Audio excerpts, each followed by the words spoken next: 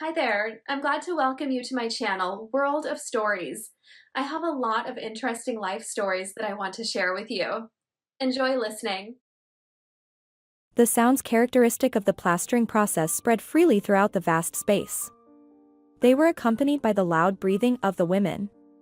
The empty room had excellent acoustics, and Agnes's lively voice resonated sharply against the wall. Ladies, as I look at you, I am amazed. You work with such ferocity and determination as if your lives depended on these walls. From an outsider's perspective, using modern language, it resembles some wild scheme. The women simultaneously glanced in Agnes's direction but remained silent. Only from the adjacent room did someone audaciously reply. If all you do is talk like you, then you won't earn anything. That's why we're all here, working hard. We all want to eat, and we have children to feed too. Agnes set aside her tools and sat on a bucket. She turned her head toward the unexpectedly confrontational opponent. Hey, Mrs. Wright, I recognized your voice, and I want to tell you something. Maybe you're not aware that I have 3 children who are in school. By law, I could work every other day, but I don't take any privileges. You understand? I work here alongside everyone else. Mrs. Campbell couldn't tolerate the provocative impudence from a member of her team. Agnes, stop talking. Not only are you distracting people from their work, but you're also spreading untrue information. The provoking girl even jumped in outrage, nearly knocking over the nearby wooden structure. Mrs. Campbell raised her voice. Be careful, Agnes. God forbid if that structure falls and injures someone. Don't worry, Mrs. Campbell. This thing won't fall even if it wanted to. It might hit the wall, but it will stay standing. And as for my information being untrue, you're deeply mistaken as well. I've studied the laws well, especially when it comes to benefits. From the adjacent room, where the installation team was already wallpapering the walls, Mrs. Wright asked with a smirk, and where do you, Agnes, get all your knowledge? You sound like a professor. But then it's unclear why you're running around here with a trowel? The opponent dealt a serious blow to Agnes's self-esteem in their verbal duel. The instigator of the disorder couldn't bear such a retort. Mrs. Wright, even though I didn't finish any institutes, I do know the laws of physics, and my math skills are just fine. For your information, I recently calculated everything in my head, and it turns out that in nearly 20 years of work, I've already polished 1,000 kilometers of walls. If you line them up in a straight line, you could circle the equator. Mrs. Campbell couldn't contain herself and burst out laughing. Girls, it looks like we need to call in experts from that Guinness Book of yours. Let them record Agnes's record.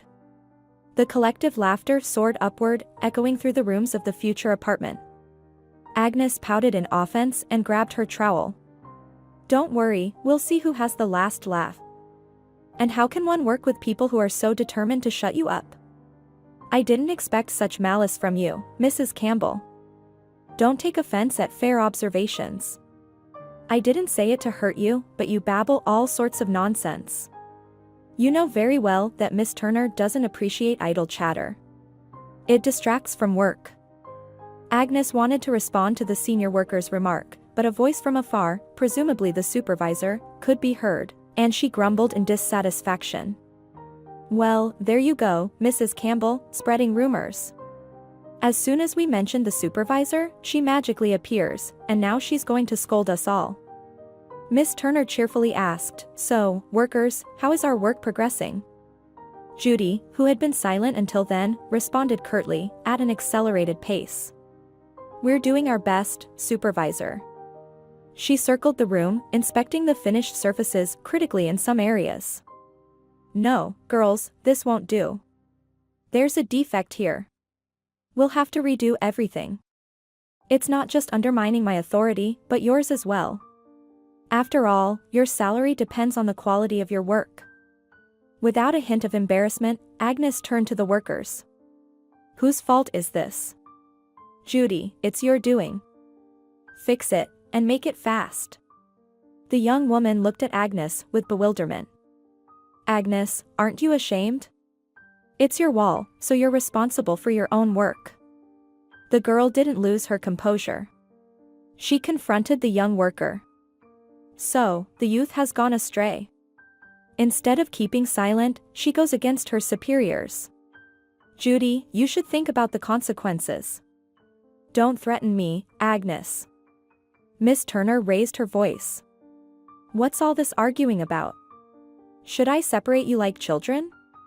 You're grown women, yet you're behaving like teenagers. The supervisor took a deep breath and addressed Agnes. I want to make it clear, esteemed Agnes, that I won't tolerate any quarrels in my team. I hope I don't have to repeat myself. Agnes immediately backtracked. I was just joking. What kind of people do we have here, taking everything so seriously? I was trying to lighten the mood, and they're unhappy. Miss Turner shook her head disapprovingly. Agnes, it's not fitting for you, a mother of 3, to behave so carelessly. The younger workers look up to you, they take you as an example. But I'm trying to boost morale. Remember that cartoon where the raccoon and the turtle built a house for their friends? I'm doing my best for everyone too. No matter how hard the supervisor tried, she couldn't hold back her smile. You never give up, Agnes. That's why I give up. But you must rectify your substandard work right away. Do we have an understanding? Yes, ma'am. The plump woman straightened up like a soldier, and her right hand pressed against her helmet, imitating the formal salute to a higher-ranking officer. Women from 2 other places, who were involved in the finishing work in neighboring apartments, gathered to watch Agnes's signature act. There were approving exclamations, and some spectators applauded the talented artist. Miss Turner glanced at her watch and nodded to Miss Campbell. 5 o'clock is approaching. Let the girls have their fun. A good mood won't hurt the work. Miss Campbell, I need to talk to you. Let's go downstairs, where there are no prying ears.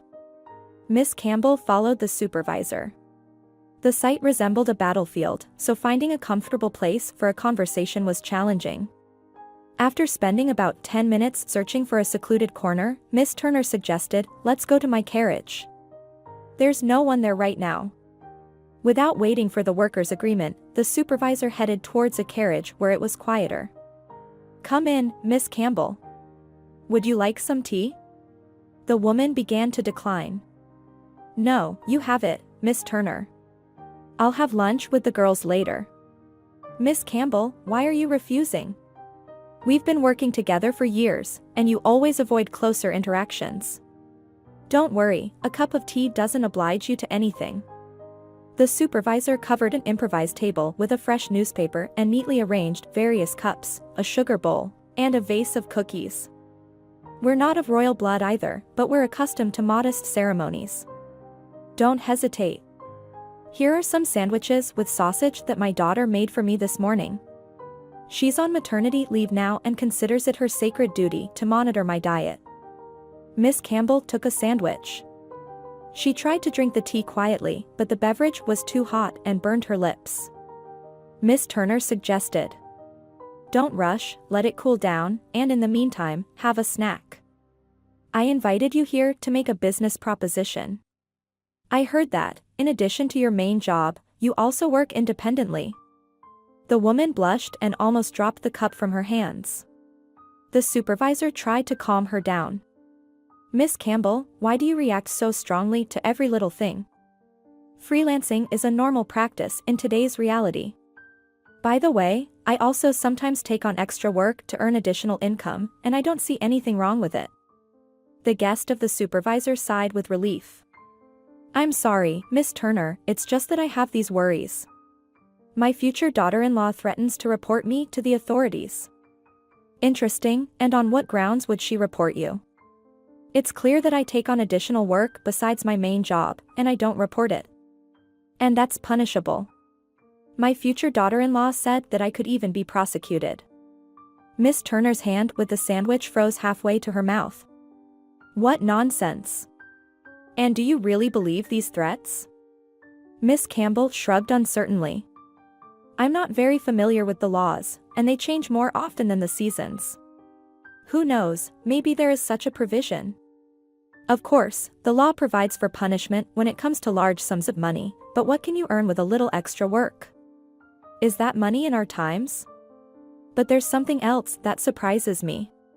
If it's not a secret, what doesn't your future daughter-in-law approve of? Miss Campbell pondered, staring at a point somewhere beyond the small window. Then, with a sigh of despair, she said, "It's easier to understand what satisfies her. My son's wife is a typical example of a lazy person, to put it in plain terms. Eva is used to living off others, but that's not enough for her. She also strives to turn everyone around her into personal servants." Miss Turner was so astonished by this confession that she set aside her cup. "And you tolerate this? Can't you calm this girl down?" The woman sighed heavily again. "I can't do that. I tolerate her behavior for the sake of my son. He loves Eva very much, practically worships her, and I don't want to break up his family. If my son is happy with this woman, I'm willing to do anything, even compromise my principles, for his well-being. Brian is my only child, I have no one else in the world." Miss Campbell spoke these words of confession with such sorrow that the supervisor looked at her as if seeing her for the first time. Miss Turner was a compassionate woman, and many turned to her for help with various domestic issues, but this was the first time she had spoken to Miss Campbell on such a delicate subject. The supervisor immediately imagined herself in the worker's shoes, having to share a home with a daughter-in-law. "Miss Campbell, I understand you, but I don't support your resignation. Of course, any mother is willing to do a lot for her child, but as life shows, such examples of heroism are rarely justified. I don't want to interfere, but it seems to me that your son should have an influence on his wife. He should protect you. He owes you his life." Miss Campbell waved her hand uncertainly. "Don't think that he's heartless. Brian is trying his best, but it's like being caught between two fires. And Eva knows it perfectly well. On the contrary, she tries to start a scandal over any trivial matter.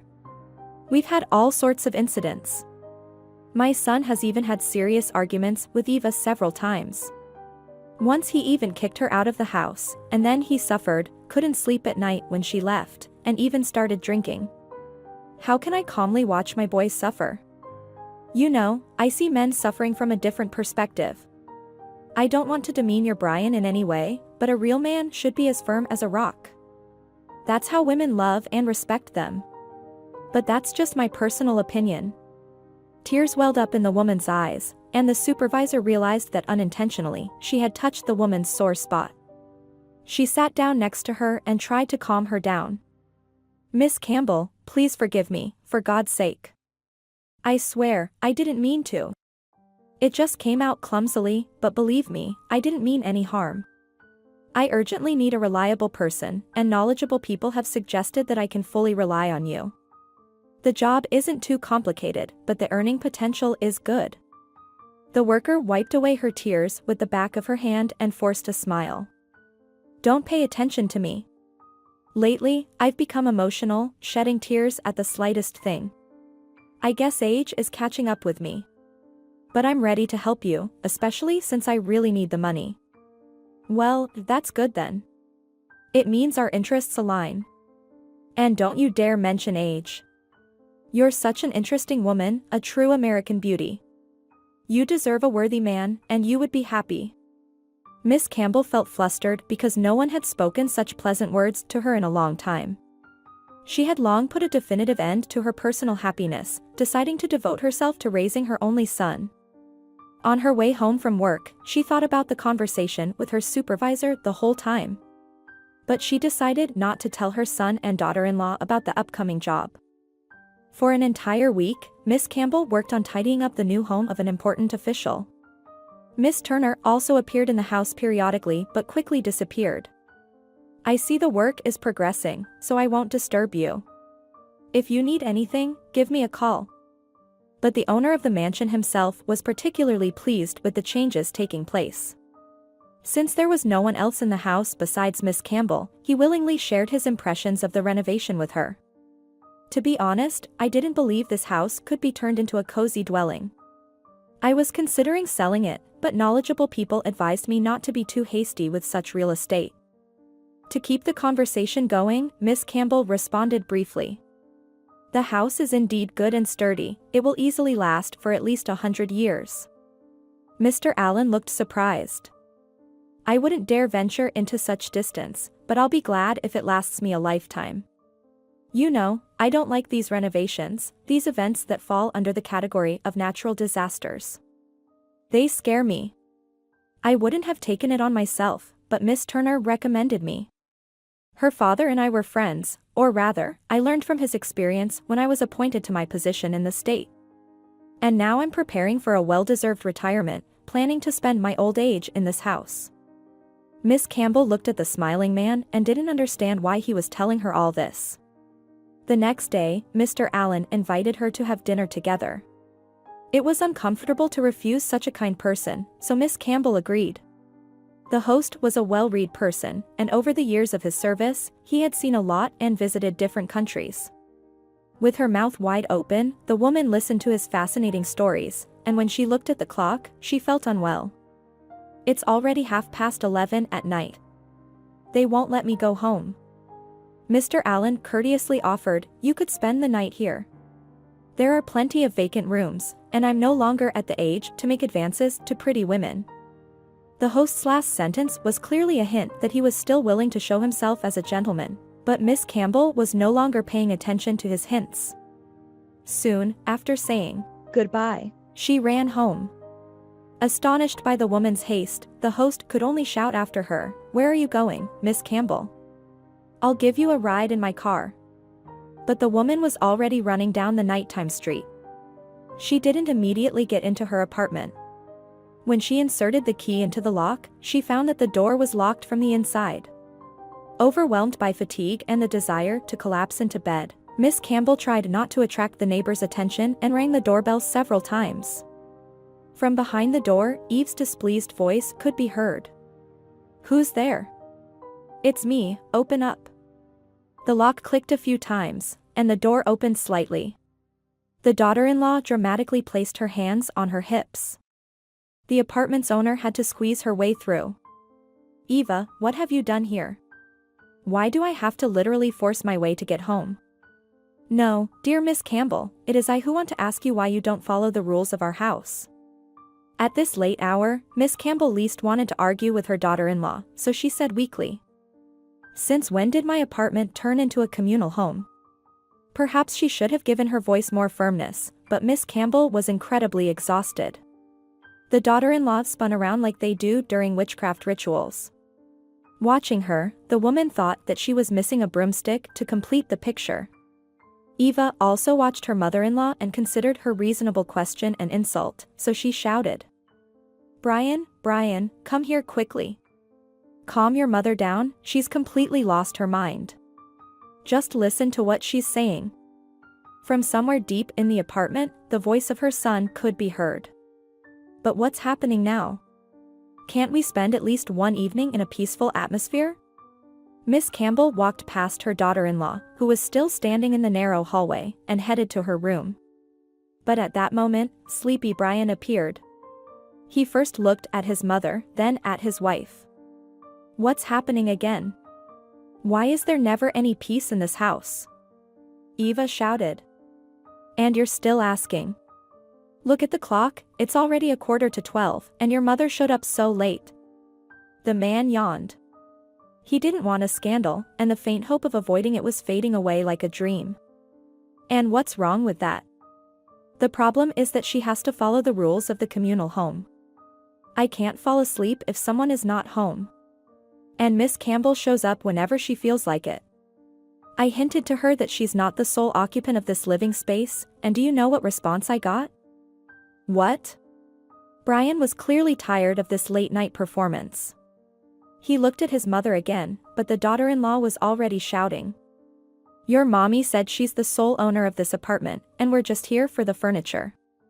Miss Campbell threw a withering look at her daughter-in-law but calmly said to her, "No need to lie, and there's no need to start a scandal here either. It would be better if you occupied yourself with something instead of sitting around doing nothing and causing arguments." The young woman started cursing again. "Did you hear that?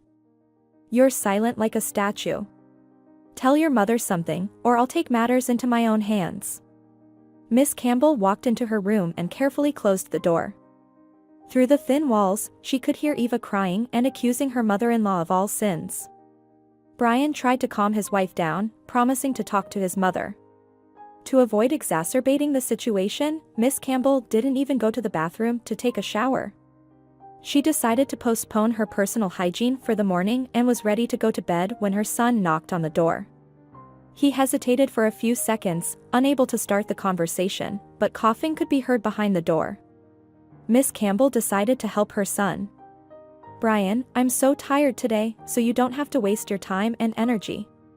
After all, I know perfectly well what you want to tell me." Her confidence struck the young man, and he challenged her in the darkness of the room.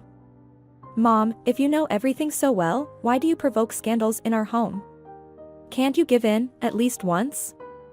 And no, you don't understand how hard it is for her." Sleep vanished instantly. "Well, I had no idea that my daughter-in-law feels uncomfortable living in a fully prepared home. I try not to notice many things already, but everything has its limits, and my patience is not infinite either. And you, Brian, you should be ashamed to reproach me for something. It is thanks to your kindness that I have turned into your wife's servant. Now leave me, it's too early for me to get up." She buried her face in the pillow to stifle the cry of sorrow that was bursting out of her heart.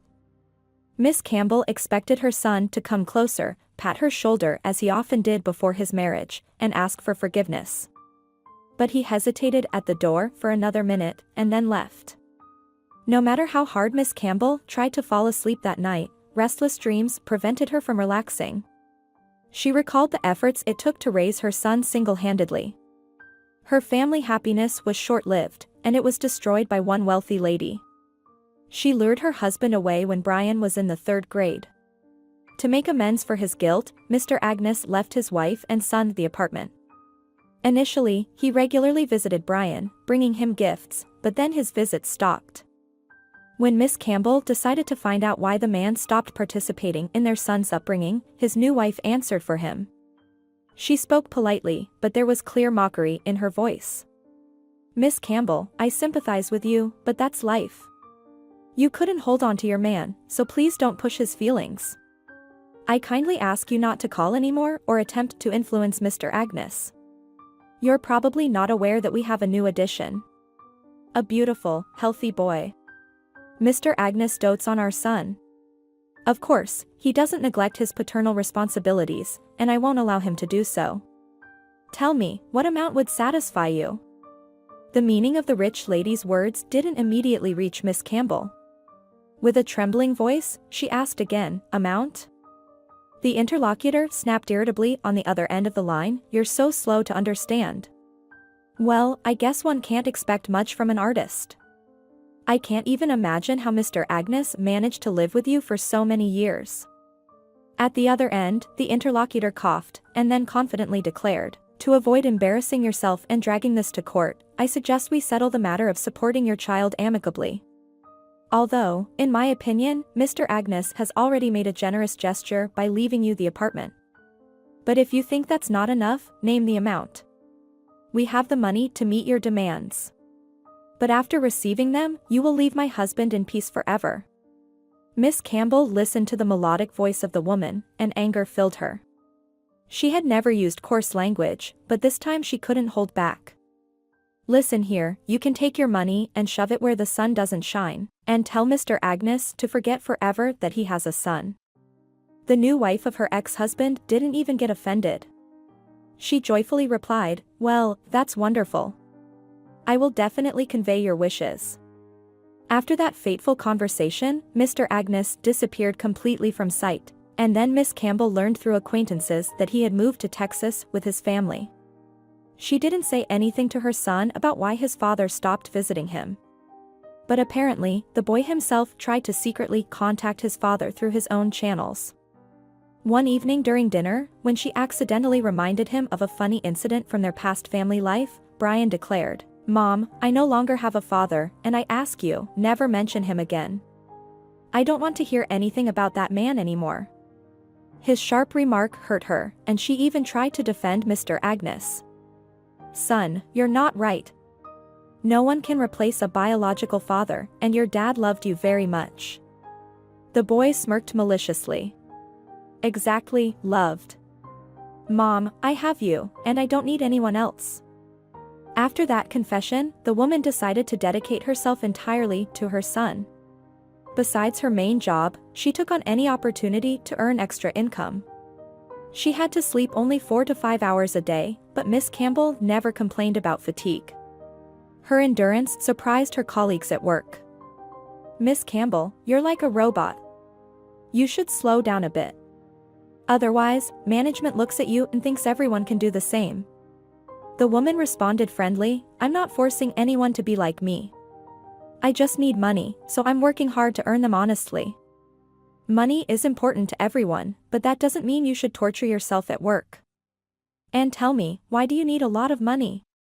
Miss Campbell always answered this question readily. "I want Brian to get an education. Once my son goes to university, gets a good profession, and settles down, because a mother's greatest happiness is the well-being of her child." The woman's efforts paid off, and for a while, everything went according to her carefully laid-out plan. Brian brilliantly finished school and enrolled in a prestigious educational institution, after which he got a job at a factory. As a young professional, he was immediately offered a good position, but he quit of his own accord just 6 months later. His mother was shocked. "Brian, what have you done? It was such a good job. What didn't you like about it? And what do you plan to do next?" The son looked at his mother as if she were crazy. "Mom, you're asking strange questions. Tell me, why should I work for someone else when I can work for myself?" With concern in her voice, the woman asked, "Son, tell me, what have you come up with?" To make an impression, Brian dragged out the pause for a long time and then declared with a solemn look, "I want to start my own business." The woman was temporarily speechless from surprise, and then she whispered with difficulty, "Brian, but that's very serious. Your endeavor will require money. A lot of money. Where do you plan to get it?" "No problem. I'll take a loan, that's what everyone does. But as they say, easier said than done." All the banks Brian approached rejected him due to the lack of guarantees. After all, he didn't have a stable job, and the apartment was registered under his mother's name. Brian tried to persuade Miss Campbell to transfer the apartment to him, but he received a categorical refusal. "No, son, I won't do that, and don't be upset with me, but I'm willing to help you. I can take out a loan in my name, and you'll repay it." In the given situation, this decision turned out to be the only reasonable option. The young man rented a small space and started repairing various household appliances, but time passed, and the invested funds in the business were not paying off. Miss Campbell had to work even harder now because she had to make monthly loan payments and support her son at the same time. The son didn't want to hear about changing his line of work and often reproached his mother when she cautiously reminded him of the financial problems. "Mom, when you say things like that, I feel like a complete failure. You seem to intentionally do it to hurt me more. Yes, my business is not working out yet, but at least I'm not at a loss like some people, and there's a chance that everything will change dramatically in the near future." Miss Campbell became alarmed. She began to fear any changes out of panic that they would only worsen their already modest life. But exactly what she feared the most happened one evening when Brian appeared in high spirits. "Mama, soon we'll be swimming in money. I'll even take you to the best resort in the world." Miss Campbell knew her son well and cautiously asked, "Brian, what happened?" Imitating a famous movie character, the young man proclaimed, "The ice has been broken, ladies and gentlemen of the jury and jurors. Now the money will flow like a river." Almost in a state of hysteria, Miss Campbell exclaimed, "Brian, what have you come up with?" Looking down on his mother, the young man said, "Mom, you look as if we're experiencing a flood. Don't worry. Everything is fine with me. Now I won't be working alone in the business, I'll have a partner. By the way, he's a very respectable man, about your age. He's experienced in business. And he has a very charming daughter." At the mention of the unfamiliar girl, Brian's face lit up like the sun. Miss Campbell immediately guessed that her son was in love. Worries settled in her heart and were replaced by quiet joy. For several months, the woman remained in a romantic mood, even sharing her happiness with Agnes. "I can't believe I've lived to see this day. Soon Eva and Brian will get married, then grandchildren will come. What more could I ask for?" Agnes was their workplace's chief specialist in family matters. She didn't share her companion's ephemeral hopes. "Miss Campbell, you can't be so naive. You're a grown woman and should understand that life cannot be planned, and people who initially seem good turn out to be real scoundrels. No, don't think I'm saying something bad. But if you're letting young people into your home, that's already a big minus." Miss Campbell was puzzled. "Brian wanted it so much, and I can't refuse him. Besides, they have nowhere else to go. I remember you bragged about how much money this Eva's father has. Why isn't he helping? He could have given the young couple an apartment as a gift." "Agnes, can't you understand that it's difficult for young people in the beginning, and now they'll have to deal with a load of household problems on top of it all? That's why we decided that it would be easier to overcome the difficulties together." Agnes shook her head. "Oh, Miss Campbell. I think you're about to make the biggest mistake of your life. From my own experience, I know that children should be allowed into a separate house right away." "What? What do you mean? Miss Campbell, you're supposed to be a mature woman, and you don't know this. You take a branch from a tree and plant it separately. And children should be settled in a different flower bed, otherwise, they'll grow with you for the rest of their lives like parasites." Deep down, Miss Campbell realized the correctness of Agnes' words, but she couldn't disappoint her son. She also liked Eva right from the start. She was polite, neat, but soon enough, time revealed just how right Agnes was. The first argument occurred just a few weeks after the newlyweds decided to settle in their apartment. Miss Campbell thought it would be more convenient for them to have the bedroom. But the daughter-in-law threw a tantrum. She shouted at her husband, "You can live in this damn closet with your mommy, but I'm not used to such cramped spaces. Even the most basic things don't fit here. What am I supposed to hang in this wardrobe? 3 dresses?" Miss Campbell started giving in to her daughter-in-law. "Eva, why shout like that? I thought you would be comfortable in that room.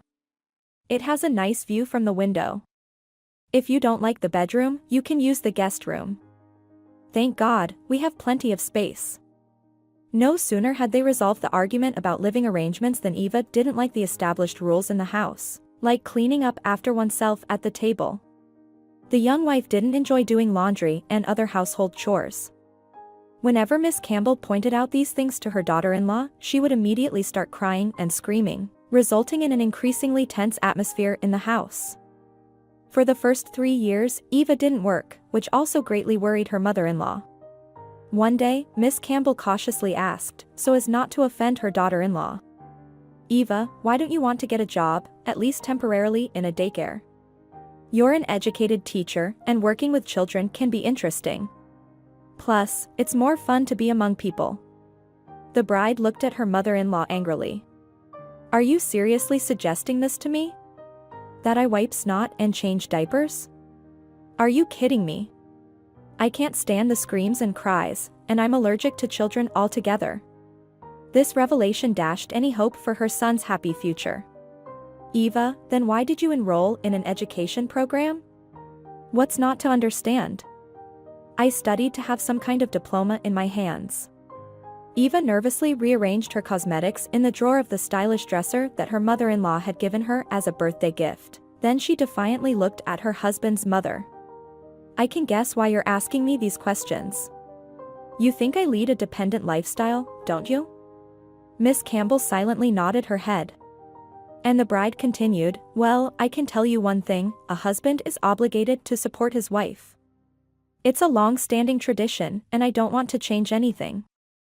Later that evening, Eva complained to Brian that his mother had reproached her. Naturally, their son had to have a conversation with his mother to appease his wife's ego. Realizing that she couldn't influence the young couple alone, the woman sought help from Eva's father. However, he didn't even listen to her to the end. "Miss Campbell, I must say I'm surprised by your accusations. My daughter is completely right, and I dare not force her to work. So let's not dwell on this issue anymore. And considering that I saved your son from inevitable ruin, it seems to me that you should be ashamed to criticize my daughter." Indeed, a reaction followed. Eva's father helped her secure a part-time job at some office. The bride presented this as a heroic feat, but conflicts in the household only intensified after her employment. The demands of the young woman increased. She demanded new outfits from her husband and insisted on mandatory vacations at international resorts during the summer. Since Brian had no disposable income, he constantly asked his mother for money. And this vicious cycle could not be broken. Miss Campbell didn't give up her dream of having grandchildren, but Brian carefully avoided discussing the topic. "Mom, the time hasn't come yet. Eva and I have decided to live for ourselves for a while, and then we'll think about starting a family." "Brian, it's almost too late to think about it. You're already in your 30s, and at this age, you should have at least one child." The young man frowned unhappily. "Mom, you have some strange approaches. Everyone is free to do as they please. Do we really have to copy someone else's examples?" So the days went by, and Miss Campbell eventually realized that she had condemned herself to such a life. It was her fault that their once cozy home had turned into a battlefield, and she herself was a participant in an endless conflict. Their boss appeared at their workplace shortly before the lunch break. As usual, she cheerfully asked, "Well, ladies, how's it going? I can see that you're making good progress." Restless Agnes immediately decided to intervene. "Miss Turner, you're our symbol of inspiration. Personally, whenever I see you, I feel like I'm catching my second wind. It's simply mystical." The senior worker smiled. "Agnes, you should be performing on stage, not working as a technician. Such talent going to waste." "But you're mistaken there, Miss Turner. I need to be closer to the people, and that's what I'm doing. I'm lifting, so to speak, the spirits of the team entrusted to me. Isn't that right, girls?"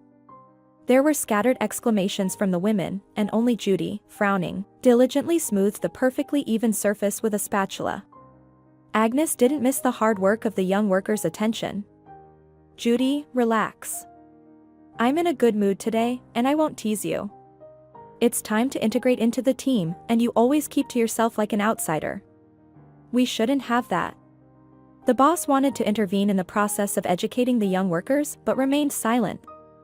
She understood that Agnes was, in principle, right and couldn't understand why this hard-working girl had such difficulty fitting into the team. Miss Turner mentally checked off that question and then voiced a request directed at the oldest employee. "Miss Campbell, if you don't mind, come see me for a minute. I'll be waiting for you in my office." "All right, Miss Turner, I'll come by." The kettle whistled on the stove while the boss set the homemade table. "Just in time, Miss Campbell. The tea will boil soon, and we'll have a feast. Don't be surprised by my vocabulary. My grandmother used to speak like that. She lived in the city her whole life and only left once for her son's wedding, that is, my father's." Miss Campbell sat on the edge of her chair. "In our town, too, many archaic words are used in colloquial speech. I haven't been there in a long time. I stopped going after my grandmother's funeral. She mainly took care of my upbringing while my father and mother worked on construction sites in the cities. Now I understand where your drive for creative work comes from. It must have been inherited. Even my parents rarely came on vacation together. It was always one by one, and they always brought gifts for me. Those days were a real celebration. I was the envy of the school because I had real markers and fashionable shoes." The workers smiled at her memory, and the boss asked with interest, "And what happened to your family?" "They died, froze to death on the road. There was a blizzard for several days, and they went to the village to buy a new TV. The locals warned them about the danger, but they didn't listen to the advice of wise people. If only they had gone in a snowmobile, but they went in a regular car. They searched for them for several months, and only when the snow melted, they found their car. The most frustrating part is that they deviated from the road by about 200 meters. If it wasn't for that mistake, the rescuers would have found them, and they would have survived." Yes, you never know in advance what awaits you. My parents tried to take me with them several times, but my grandmother didn't want to let me go. And when she found out about their death, she gave in immediately. She often cried and kept saying that she saved me from certain death. My grandmother really wanted me to return to our hometown. And after college, I, too, like a wandering frog, went to different construction sites. You have a rich destiny, I even envy you. As for me, everything is standard, no deviations. It's even boring. Miss Campbell understood that the boss didn't call her just to inquire about her childhood. Miss Turner seemed to have read her thoughts. I didn't invite you here without reason, I want to share a secret. Remember Mr. Allen? Miss Campbell smiled. How could I forget such a wonderful person? I believe he was satisfied with the work. Very satisfied, and even more so. He promised us more work. I hope you won't refuse. I'm all for it. Excellent, but that's not all the news. Mr. Allen's birthday is coming up, and he wants to celebrate it in style. How so? In a way that will be remembered for a long time. He's forming a small group, mostly consisting of pensioners like himself. But since such events are boring without ladies, Mr. Allen asked us to provide some male company. Miss Turner, I participated in similar events 100 years ago. I don't even have anything to wear. Miss Campbell. Come on, what are you saying? You won't leave me alone with a company of old lovers, will you? Oh, Miss Turner, I don't even know what to say. It's all so unexpected. Miss Campbell, everything will be fine. We'll sit for a little while for appearance's sake, and then everyone will go home. And as for the attire for the evening, I don't think there will be any problems either. The boss reached into her purse and pulled out an envelope. Just don't be surprised. These are bonuses from Mr. Allen. He felt that your work deserved more than what he paid according to the contract. Reluctantly, Miss Campbell accepted the envelope. Miss Turner, it's only for you that I agree to this questionable affair. God forbid our colleagues find out and laugh at us. I don't understand, what's so funny about two ladies spending time in the company of men? A woman should always remain a woman. If you keep thinking about age all the time, there's a risk of getting old faster. Miss Campbell had to agree. Besides, she didn't want to refuse her boss, who had always been accommodating to her. The celebration took place in a small but very cozy restaurant. Contrary to Miss Campbell's concerns, the company turned out to be very cheerful, and the men behaved like true gentlemen. Mr. Allen didn't leave Miss Campbell's side for a moment. He invited her to every dance and even offered to escort her home at the end of the evening. The woman understood that this person's interest in her was not accidental, but she couldn't even imagine that more serious feelings could arise between them. The man accompanied her to the entrance and asked for another meeting. She evasively replied, I need to think about it, find time. I have a lot of work. Mr. Allen expressed himself more than candidly. Yes, of course, my attention is probably unexpected for you. But I would really like to continue getting to know you. At least, I will hope for it. Miss Campbell slipped into the entrance and stood there for a few minutes, leaning against the cold wall. She tried to make sense of the emotions that were raging in her heart. On one hand, she enjoyed the male attention, but on the other hand, Mr. Allen made her heart flutter. Of course, he was a very nice person, but she didn't see in him someone she wanted to go through life with. And besides, after her divorce from Mr. Agnes, Miss Campbell had never thought about getting into a relationship with anyone. When her thoughts settled a bit, she went up to her floor. It was 1:30 in the night. And a thought involuntarily flashed through her mind, she didn't want a repeat of a late-night scandal. She had to try to sneak quietly into her room. Without turning on the light in the hallway, the woman took off her shoes and tiptoed in the right direction. But before reaching her destination, a bright chandelier suddenly lit up above her head. Startled, she closed her eyes and exclaimed loudly, "What's happening?" Brian and Eva stood before her like mute statues. The son tried not to look his mother in the eye, but the daughter-in-law literally burned through her with her gaze. This scene outraged Miss Campbell. What kind of night watch is this? Don't you have anything better to do than ambush me, she said. Eva nudged her husband, while he nervously clenched his fists. In a voice trembling with excitement, he asked his mother, "Mom, you could have at least called. Where can someone be out until 1 a.m.? The woman expected anything but such questions. Anger began to slowly boil inside her. Wherever I need to be, that's where I go. And why should I answer to you? But what happened next, Miss Campbell couldn't even imagine in her worst nightmare. Perhaps Eva thought that her husband wasn't speaking harshly enough to his mother and decided to take matters into her own hands.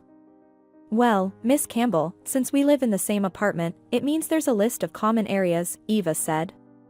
And what, do I prevent you from using the toilet or taking a shower? How does my personal life relate to these facilities? Miss Campbell replied. The daughter-in-law started yelling at her mother-in-law, "Don't pretend you don't understand. You go who knows where, meet different men, and then go to the bathroom. In doing so, you're jeopardizing our health, mine and Brian's." Colorful circles swirled before Miss Campbell's eyes, and it became difficult to breathe, but she forced herself to stand firmly on her feet through sheer willpower. Since her mother remained silent, her son also decided to express his opinion in a raised voice. "Mom, Eva is right." "About what?" "That your wife is shouting at me," the woman's voice rang out. "Who do you think you are to give me a public scolding? You sit on my back, and you have the audacity to dictate to me?" Eva's face contorted with anger. She pushed Brian. Encouraged by his wife, he continued expressing his dissatisfaction in the same manner. "Mom, I, for one, also have full rights to this house. And don't constantly reproach me and my wife. Eva is right to point out your unworthy behavior. I'm even ashamed to talk about it." "About what? Can you just say it? You're putting our reputation at stake. You meet unknown men, go to restaurants. Can a decent woman behave like that?" The list of accusations was supplemented by the daughter-in-law. "At your age, you should be ashamed to frolic with men. It's time to settle down." Miss Campbell gasped for air, her mouth open like a fish. The sounds reached her through a dense cotton ball. She felt the floor slipping from under her feet and desperately grabbed the back of a chair. Brian noticed the change in his mother's condition and rushed towards her. "Mom, what's wrong with you?" But Eva scolded him, "Don't fuss. Can't you see that your mother is putting on a show?" But the pale face of the woman frightened her son, and he withdrew his hand from his wife and asked anxiously, "Mother, are you feeling unwell? Don't you dare touch me, or you might catch an incurable disease." Miss Campbell whispered, gazing at her son for a long moment. Brian recoiled sharply, and Eva pulled him into the room. "Calm down, nothing will happen to your mother. She deliberately staged this scene to put pressure on your filial feelings." Classic move. She wanted to cry, but there were no tears. Miss Campbell could hear her son and daughter-in-law arguing behind the wall for a long time, then silence fell. She sat near the window and pondered. She thought about her unsettled life, about the unfulfilled happiness of a woman. The greatest burden was the resentment towards her son. This feeling didn't let her breathe, and there was only one thought pulsating in her mind. Why did he treat me this way? What have I done to deserve this? In a state of lethargy, Miss Campbell packed the most essential belongings into her bag. At first, she wanted to leave a note for her son, but then she changed her mind. She left only the keys to the apartment on the hallway table and quietly closed the door behind her. Miss Turner was very surprised when she saw her employee near the office trailer. After all, there was still half an hour before the start of the work shift. "Miss Campbell, what are you doing here so early? Or did you have a late-night rendezvous with Mr. Allen?" The woman looked at her boss in such a way that the latter lost the desire to joke. "I see something happened to you. Come inside, tell me." Miss Campbell entered the trailer with her bag. Miss Turner only now noticed that the woman had brought her luggage. "Where are you planning to go with your belongings? Why are you silent as if you've swallowed your tongue?" Miss Campbell, exhausted, sank onto a shaky chair. "Miss Turner, I need to be paid for the work I've done." The boss froze in place. Have you gone mad? We're in the final stages of the project, there can't be any settlement now. In a quiet voice, the woman said, my life has fallen apart. I can't take it anymore, you see, Miss Turner. I no longer have the strength to fight for work victories, to toil for everyone. I'm worn out. The boss tried to calm the woman down. But what are you talking about? I suppose you have problems at home. Miss Campbell dropped her head onto her knees and began to cry. Miss Turner tried to persuade her, saying, let yourself cry, it'll make you feel better. And stop getting worked up. Believe me, everything will pass. Where are you going right in the middle of our work? I've already promised people that we'll finish the renovations together. And Mr. Allen. Miss Campbell interrupted her partner. Miss Turner, I don't need Mr. Allen. He's a good man, but I can't be with him. I don't like that type of man. Besides, I have other things on my mind right now. The boss didn't appreciate the woman's remarks. Goodness, she's still being choosy. Another woman would have clung to a man like him with a death grip. And here you are turning up your nose. Well, that's your personal matter. But concerning work, you're making a mistake. You're letting me down. I understand everything, but I can't stay here anymore, at all. I'm tired of everything, this city, this job, and the apartment I don't want to go back to. Miss Turner, right now, I want to run away somewhere, to the edge of the world, where I won't see anyone. The boss sat down next to her and said thoughtfully, of course, I'm sorry to see you go, but I have no right to keep you. Do as you see fit, but remember, Miss Campbell, that you can't escape from yourself. Even if you change your place of residence, your past will haunt you. It won't give you peace. At least tell me, where are you planning to go? Miss Campbell wiped away her tears. I'm going to my hometown, it's near Taos. Maybe I'll find solace there. The boss still hadn't given up hope of dissuading the woman from her impulsive decision. Miss Campbell, maybe come with me? I have enough space, and it'll be more fun together. Thank you, Miss Turner, for the offer, but I want to sever all ties.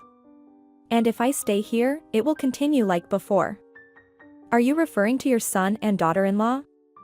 You guessed it. Let them live alone. Maybe I really am a burden to them. Miss Turner promised to handle all the work-related matters. She gave the woman a ride to the bus station in her car and wished her luck as they said goodbye. Miss Campbell, the money will be transferred to your card, so don't worry. If you face any difficulties, you know my number, give me a call.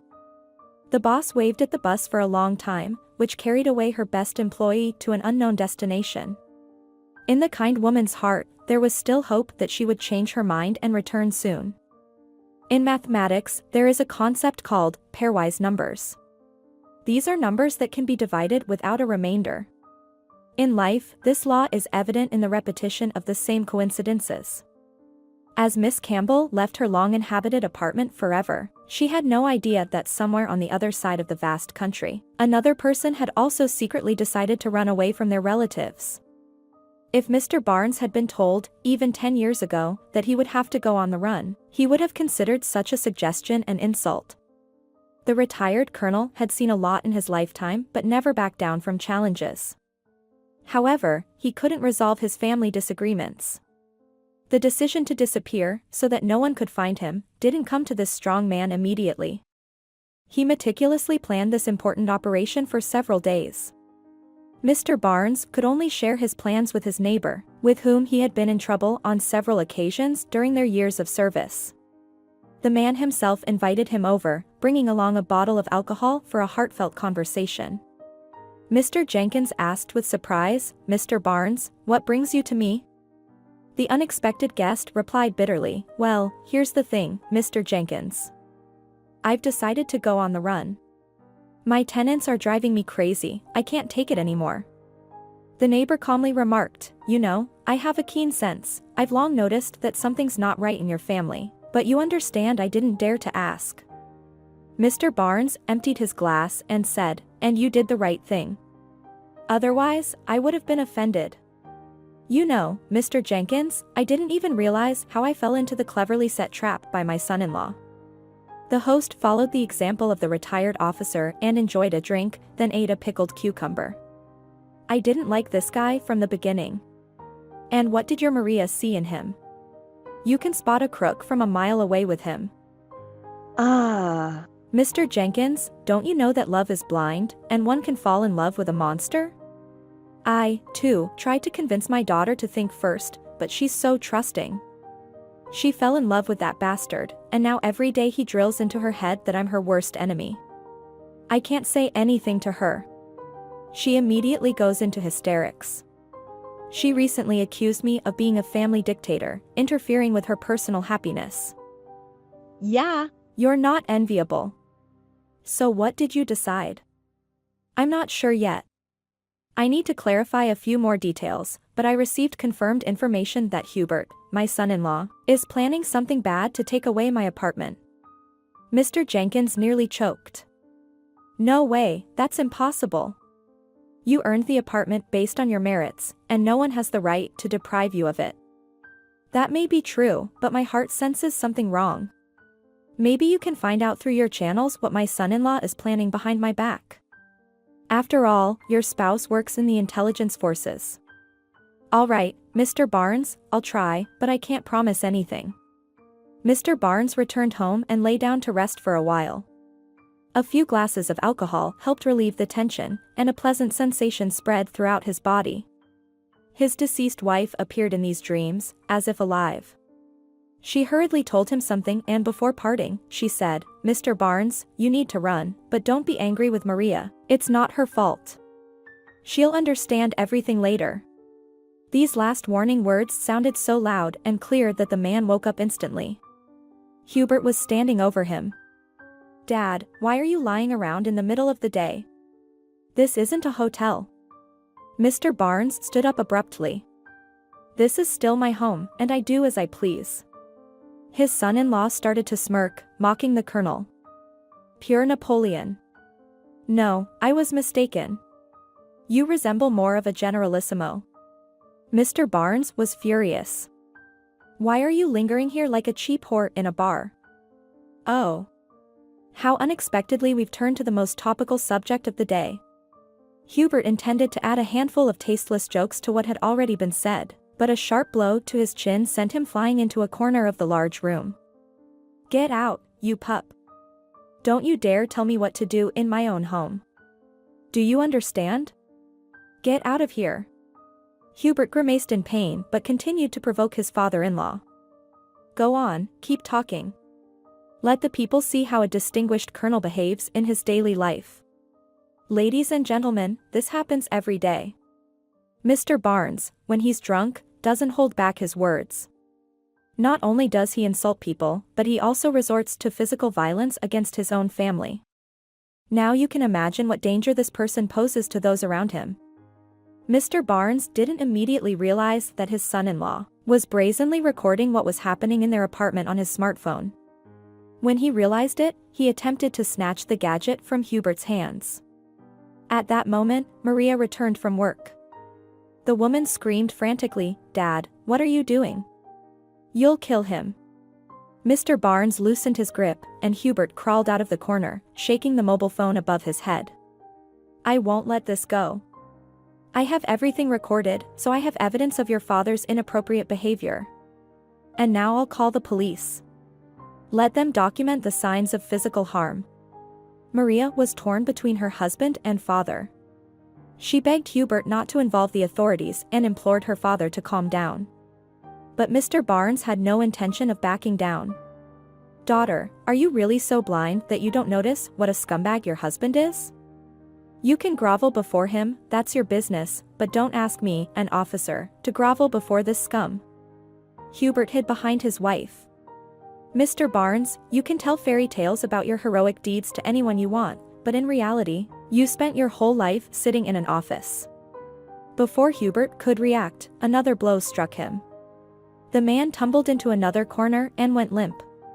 Maria stood next to him and started speaking. "Oh, what am I supposed to do? What will happen now? Dad, you've killed him. Nothing will happen to your husband, he'll recover in a moment. Mr. Barnes brought a cup of water from the kitchen and splashed it on his son-in-law. Dad, you've gone mad. No, daughter, I'm providing first aid to this scumbag, although he deserved a trip to the cemetery. With the help of his wife, Hubert whimpered and cursed as he got up from the floor. Maria readily offered her shoulder for support while casting a withering look at her father. Dad, your condition really worries me. Immediately, her husband chimed in. And I told you. But you didn't listen to me. People like your father are a danger to society. They need to be isolated. But now I have evidence. I'll pin you down, old man. Mr. Barnes raised his hand above his head, causing Hubert to cringe immediately. The colonel laughed in his son-in-law's face. You're weak, son-in-law. You always hide behind your wife's back.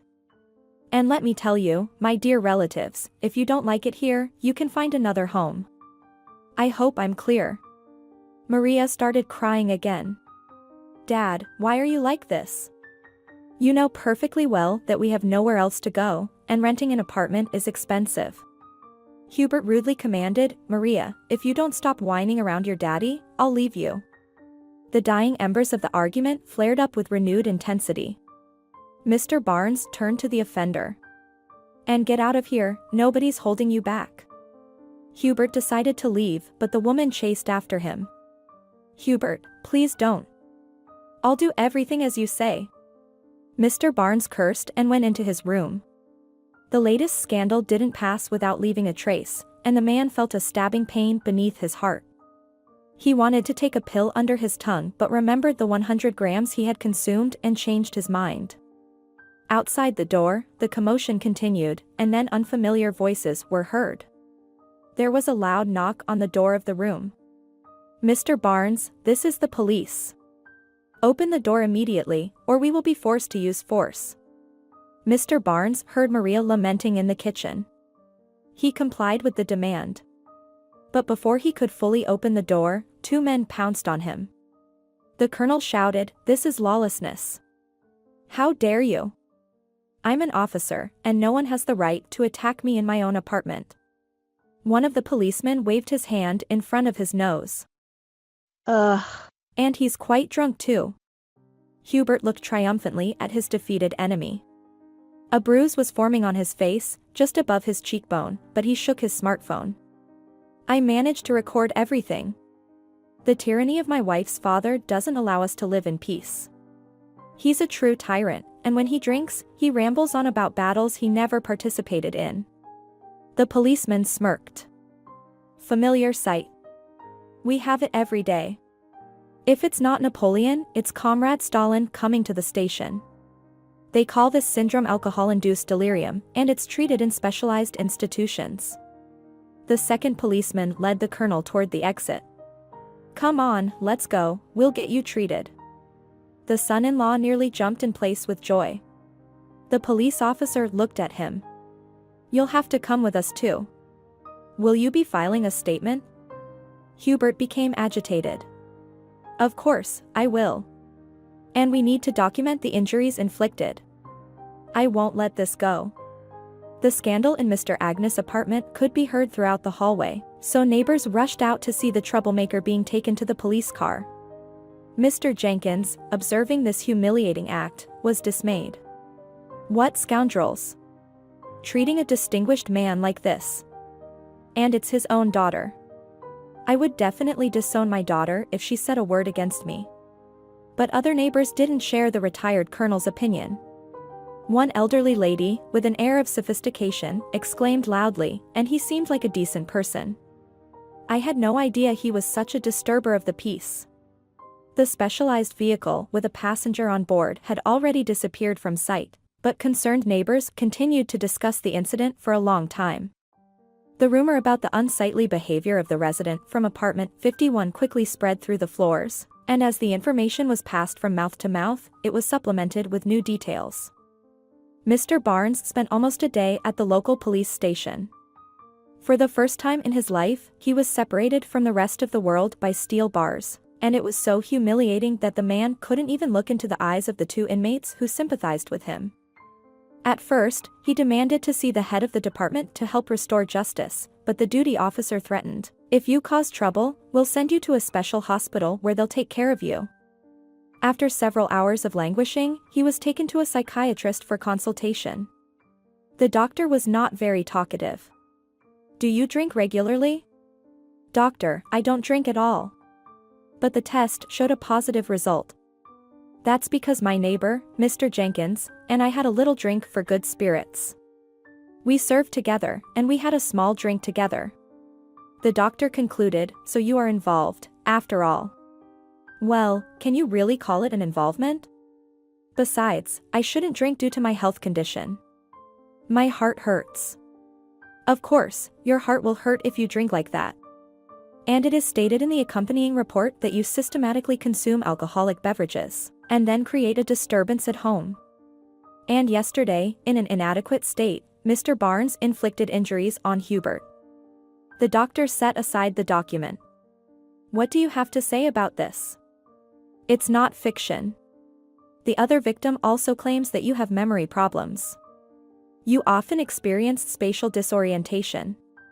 I have studied your medical history. You had a severe injury in the past." Mr. Barnes still didn't understand where the doctor was heading. "Yes, I did, but it was a long time ago, and not that severe." "And you didn't know?" The head is the most problematic organ, so to speak, and even minor head injuries can have consequences. And in your case, it was a penetrating wound. That's why there may be long-term complications, and quite unpleasant ones at that. Therefore, I believe it's necessary for you to undergo an examination. You can wait in the corridor for now, and I will write the conclusion." The doctor looked at the man strangely, and he became worried. He walked past the police officer who was chatting amiably with a nurse and hurried to his home. Instead of calling his own apartment, the colonel knocked on Mr. Jenkins' door. Mr. Jenkins understood everything without words. "Did you run away?" The colonel simply nodded. "And you did the right thing. Mr. Barnes, you need to run, and the sooner, the better. Otherwise, they'll lock you up in a mental institution.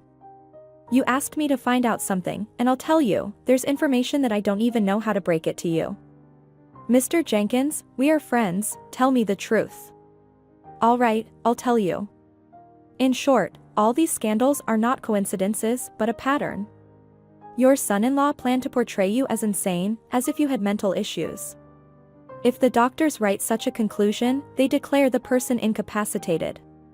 Mr. Barnes hastily snacked in the kitchen because he refused to eat the free food at the police station. He dropped his spoon in surprise. What a scoundrel! And here I was wondering why he was so eager to provoke me. But Maria. How could she allow such abuse against her father? "I'm sorry, my friend, but I'm shocked by your daughter's behavior too.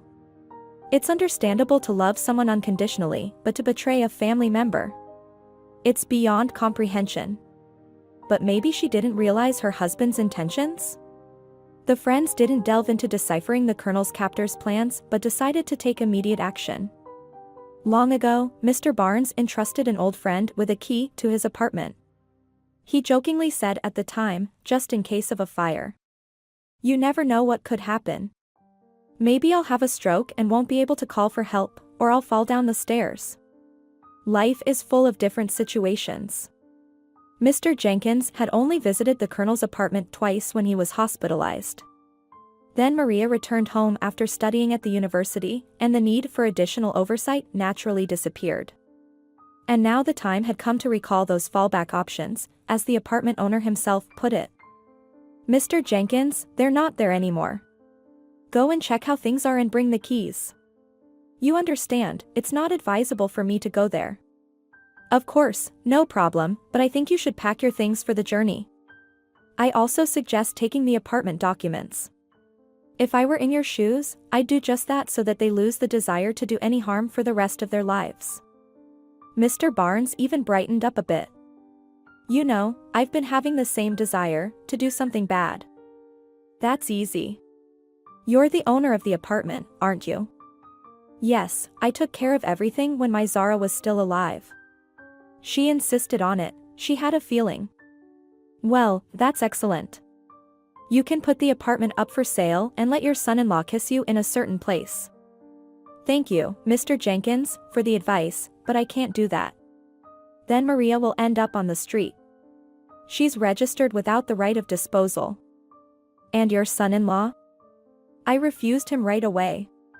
Although my daughter begged me to include him in the registration, I said no, and that was the end of it. Mr. Jenkins paced around the small kitchen in contemplation. But if something happens to you, Maria is the direct heir, right? Yes, that's right. Now you understand the game your son-in-law has started. It's so simple and cunning. They declare you incapacitated, and then he, as the husband of the heiress, has control over the apartment. Interesting.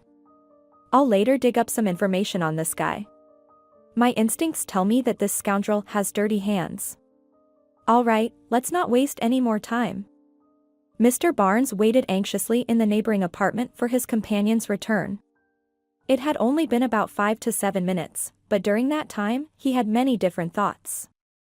Mr. Jenkins acted quickly and reported back. I took the documents and whatever belongings I could find, threw them in a bag. But I'm afraid your relatives might start looking for you along with the police. After all, you escaped right under the policeman's nose. The colonel sighed. Yes, that possibility can't be ruled out. Mr. Barnes, have you decided where to go? You know, my thoughts are muddled, so I'm having trouble answering that.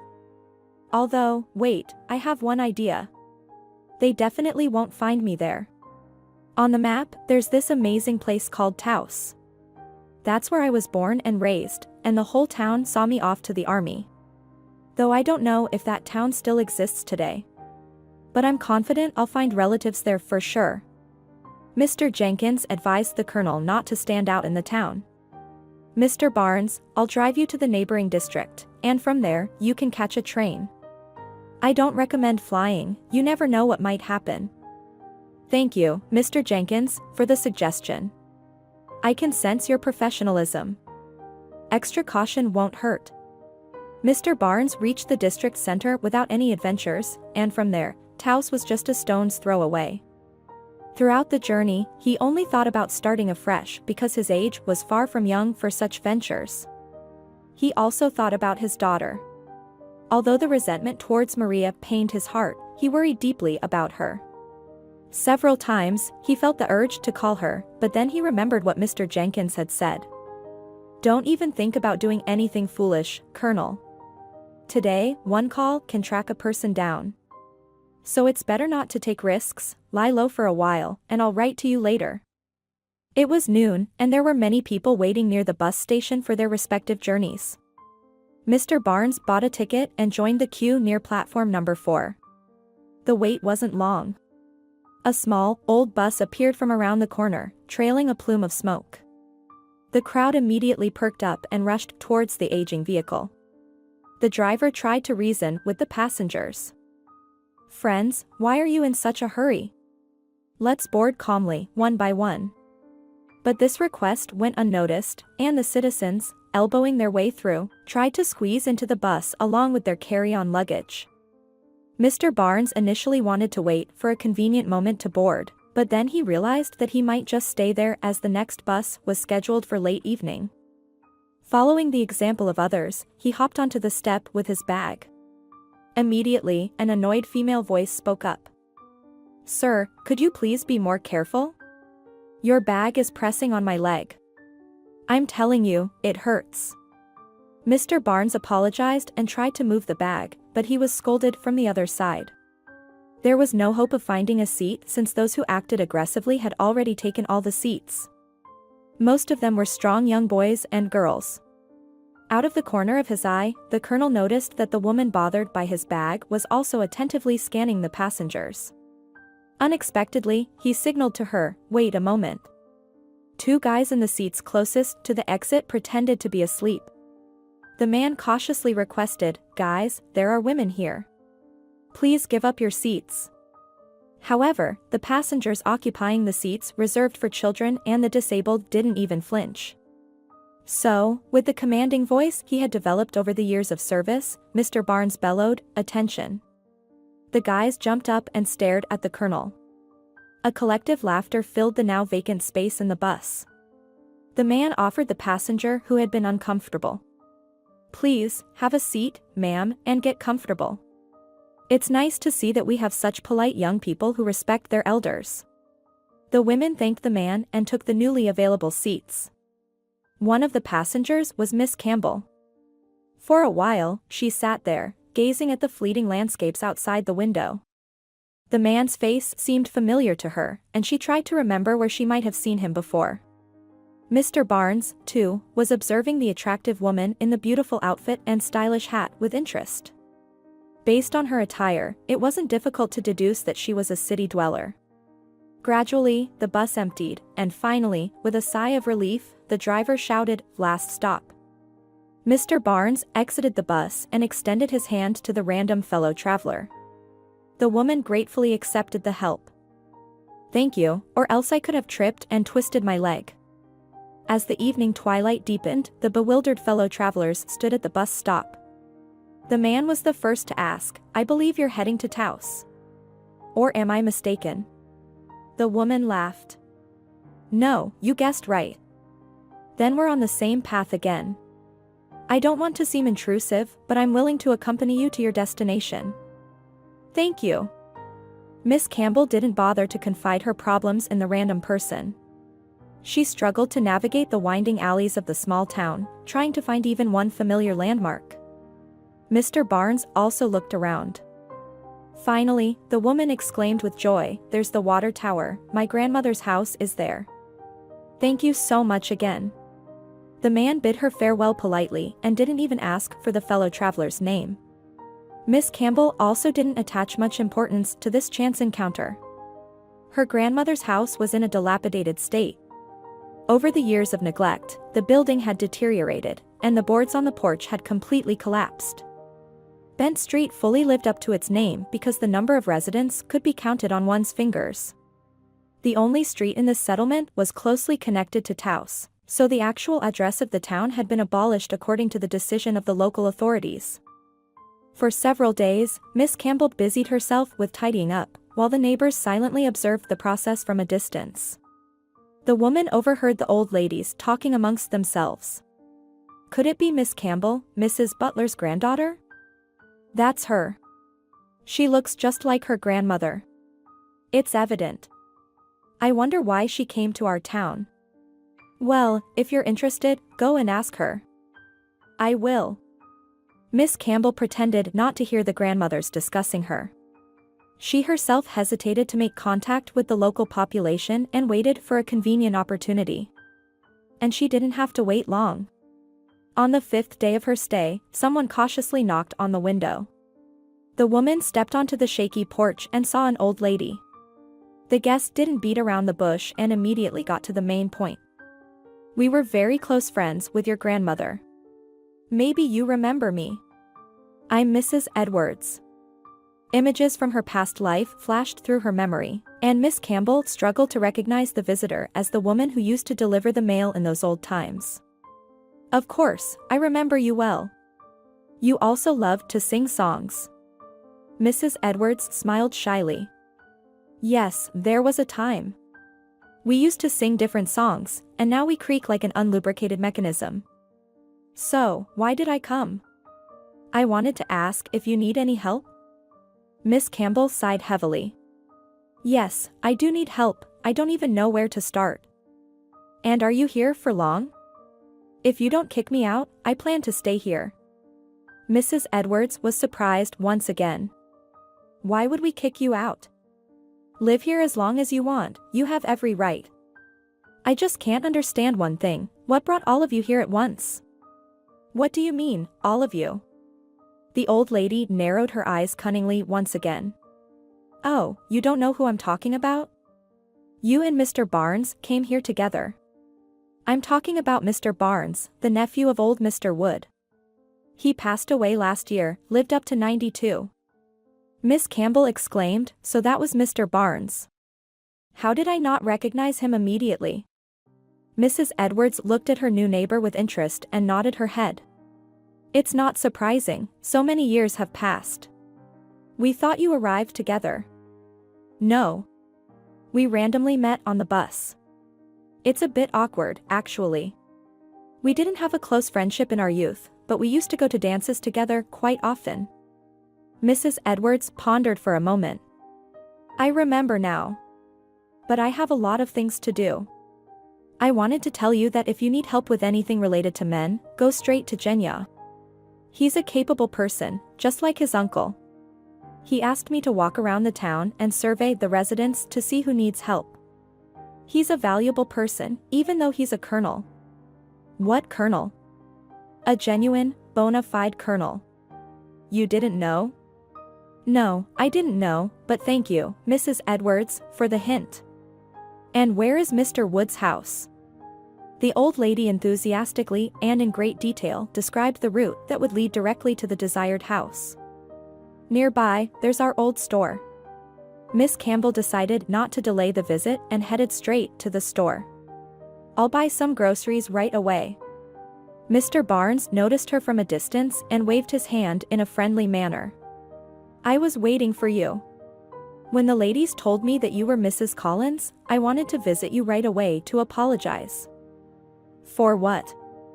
For that incident with the bag on the bus? No, for not recognizing you. I think we're even. After all, I didn't recognize you either. Only now did Mrs. Edwards give me a clue. The man laughed. Don't you find it strange how life works? We used to run around these streets together, and now we're officially having a conversation. Indeed, it all turned out quite absurd. This trip and everything. Just a week ago, I didn't even think I'd end up here. You won't believe it, but I ran away from home too. They laughed and felt shy to look at each other. There was an awkward pause, but the man was the first to break it. Now that we're here, let's switch to a simpler form of communication. Sure. Mrs. Edwards said you're a good carpenter. Well, I know a bit. My uncle taught me when I was a kid. He taught me how to do simple things. Now I remember his lessons. If you have the time, maybe you can help me? Grandma's house is in terrible condition, and I won't be able to handle it all by myself. How can I refuse help to my childhood friend? I'll stop by tomorrow morning. I can be useful too. If you need painting or wallpapering, just let me know. The man was pleased with such luck. And just yesterday, I was thinking about how to renovate the interior. It seems like we're heading towards a useful collaboration. The new residents quickly settled into their lives in the town. Within a few weeks, they grew closer and enjoyed evening walks together, relishing pleasant conversations. They didn't want to dwell on recent past events, so they mostly talked about trivial matters and art. One day, Mr. Barnes cautiously shared his plans for the near future. I want to consult with you because there's no one else. I've been thinking about getting back into my old craft, wood carving. When I was a boy, I was very passionate about it, even attended a club. My school displayed my works at an exhibition, and my uncle kept the diplomas in his cupboard. Mr. Barnes spoke with such enthusiasm that Miss Campbell even caught his idea. It seems like an interesting pursuit. I've always been fascinated by wooden objects. There's something captivating about them. Yes, you're right. I remember my uncle always telling me that wood is alive and requires careful treatment. You know, nowadays, city dwellers strive to decorate their interiors with natural wood. Some even decorate their apartments in that style. It's quite trendy today. I'm more drawn to wooden utensils, like spoons or cutting boards, or animal figurines. Let me tell you a secret, I've already made some progress in that direction. I found a lot of useful information on the internet and extracted some things from my wonderful uncle's cupboard. They strolled along the birch grove, and the man picked up branches with intricate shapes. Look, from this gnarled stick, if you try, you can make something very beautiful. The key is not to hold back your imagination. Tell me, what does this stick remind you of? A crocodile resting on the shore. Mr. Barnes. And look over there. A massive gnarled log that resembles a bear. Engrossed in their search for interesting shapes, they didn't notice how the dusk began to thicken. Miss Campbell hurried home. I've always been afraid of the forest since childhood. And my grandmother used to scare me with tales of forest spirits. But us boys used to purposely go to the forest at night to test our endurance. One such intense test almost cost me my life. I got lost in the thickets and ended up near a swamp. Thankfully, I stopped in time, otherwise, I would have perished. My mother scolded me so harshly with a switch that I couldn't sit for a week. They reached the outskirts of the town. Miss Campbell sensed that Mr. Barnes wanted to say something to her but couldn't bring himself to do it.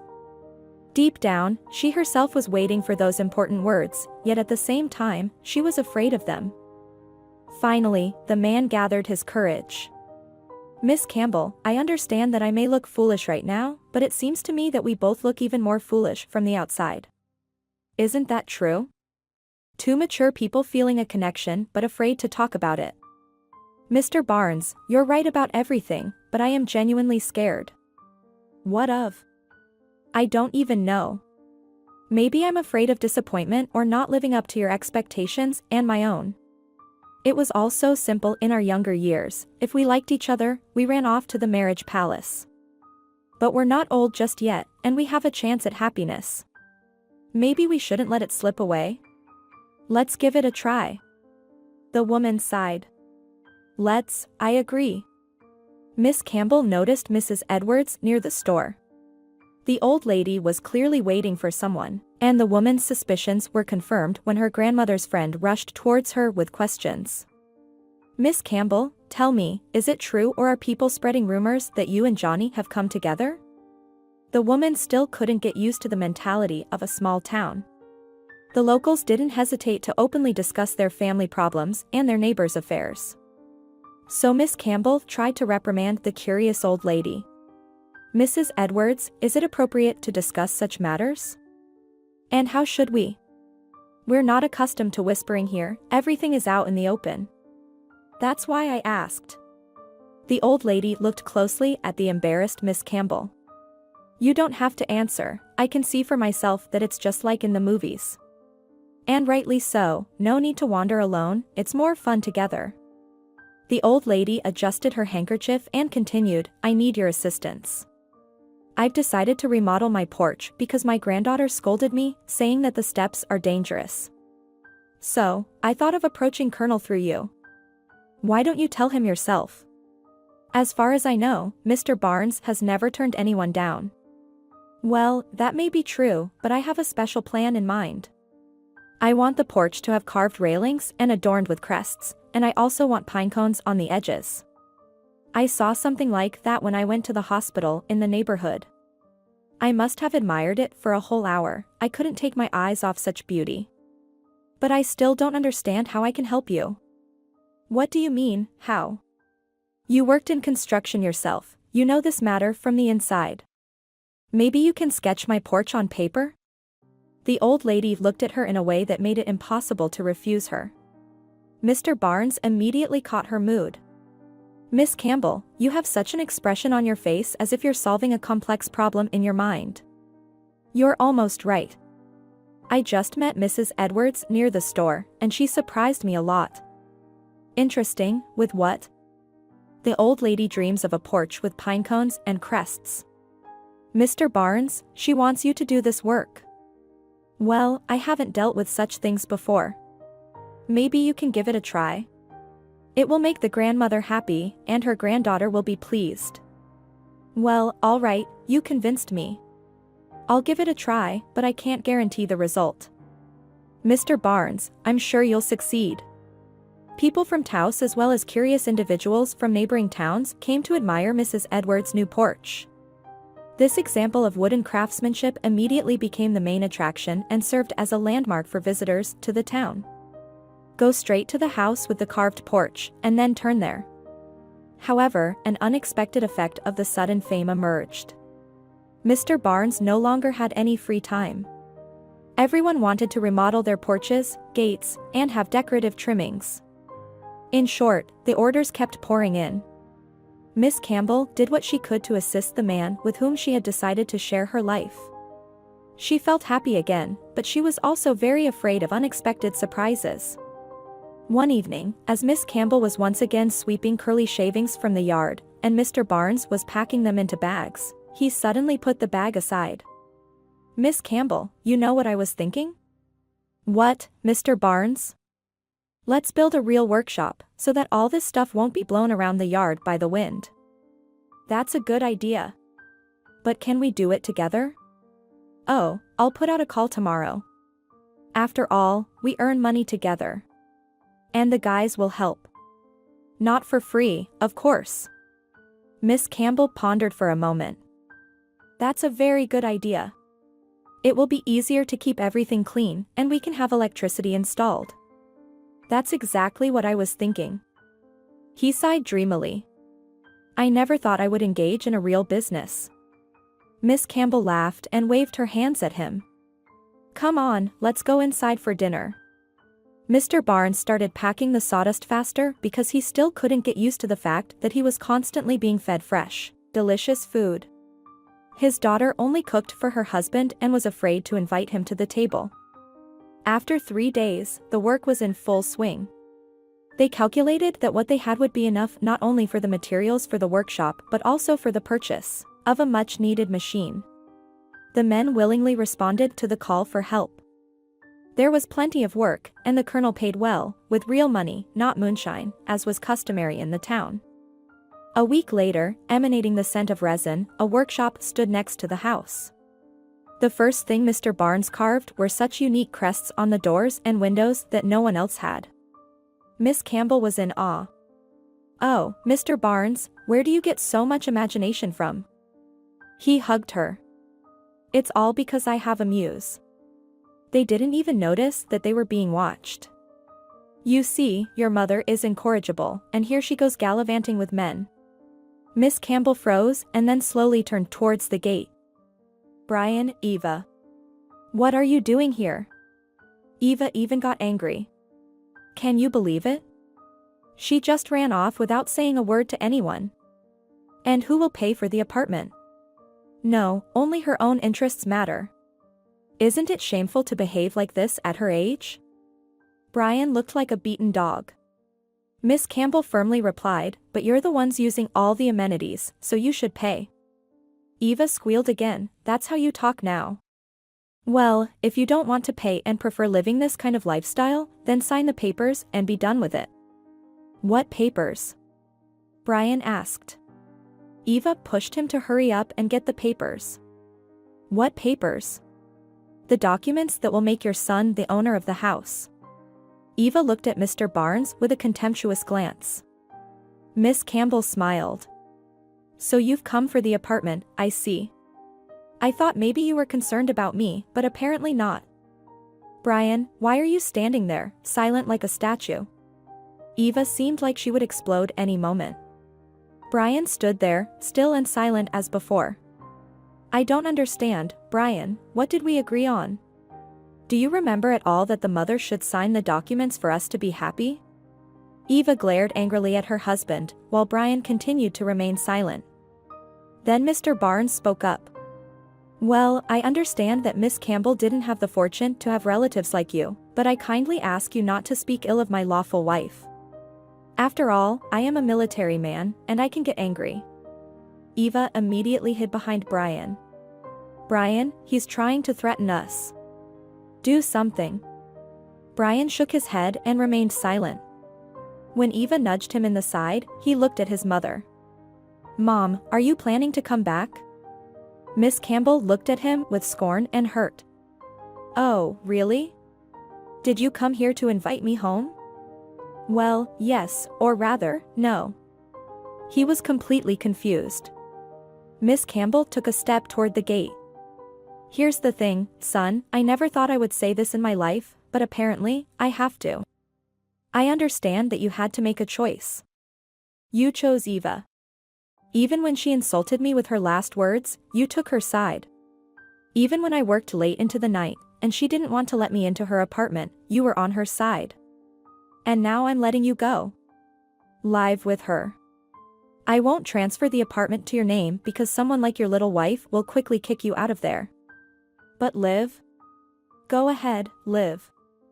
Miss Campbell turned around and headed towards the house. Eva squealed, Brian, why are you just standing there? Go after her. Make her sign the papers if she doesn't want to pay for the apartment. Brian rushed towards the car, followed by Eva, who kept whining. Mr. Barnes could see and even hear Eva constantly yelling at Brian until the car disappeared in the distance. He sighed. Oh, how unpleasant he felt, and even worse for Miss Campbell. He couldn't even imagine how much she must be hurting. Mr. Barnes rushed into the house.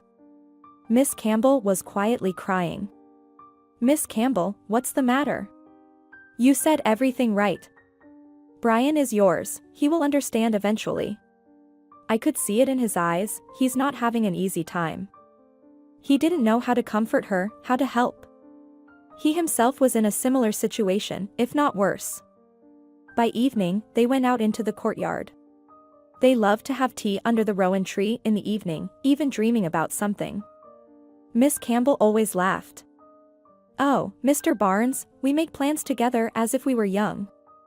And how much time do we have left? And Mr. Barnes always replied, we have plenty of time, Miss Campbell, a lot. Consider that our lives have just begun. Today, Miss Campbell was silent, and so was Mr. Barnes. They silently leaned against each other, seeking comfort. A car stopped near the house. Mr. Barnes stood up. But who else is there? Brian entered through the gate. Hello? Can I come in? I took Eva home and told her we're getting a divorce. Today, for the first time, I realized how it all looks. Mom, forgive me. Miss Campbell rushed towards her son, and they embraced. At first, she cried, and then Brian started crying too. Mom, if it's possible, if your husband doesn't mind, can I stay for a few days? I need to think and sort everything out. Mr. Barnes put his hand on Brian's shoulder. Stay, of course. Miss Campbell, we need to feed the boy. And get us something stronger over there. Miss Campbell suddenly realized. Oh, dear God, you're right. Let's go inside. But Brian, you're stunned. Oh, where did this beauty come from? Mr. Barnes smiled happily. Like it? I can teach you too. Brian sighed incredulously. Yeah. Right. I'm sure I won't be able to do it.